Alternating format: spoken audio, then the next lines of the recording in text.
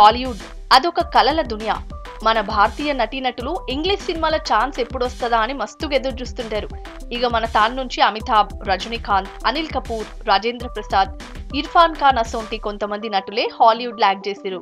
ఇప్పుడు ఆ లిస్ట్ లో ధనుష్ కూడా షరీకైండు. ధనుష్ యాక్ట్ చేస్తున్న the extraordinary journey of a fakir అనే టైటిల్ తో తెరకెక్కబోతున్న ఈ మూవీ రీసెంట్ గా ముంబైలో షురు అయింది. ఈ మూవీకి who got trapped in an IKEA cupboard ను ట్యాగ్ లైన్ పెట్టిరు.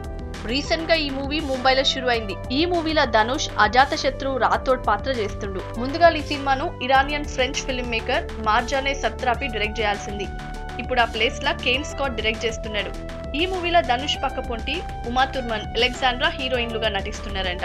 ఈ హాలీవుడ్ మూవీలో ధనుష్ ని హీరోగా తీసుకోనికి ఒక రీజన్ ఉంది. ఈ మూవీని మన దేశానికి చెందిన గారడీ చేసే యువకుని లెక్క ధనుష్ అయితేనే కరెక్ట్ గా సెట్ అవుతాడని ఏరికోరి ఈ సినిమాలో ధనుష్ ను తీసుకురంట.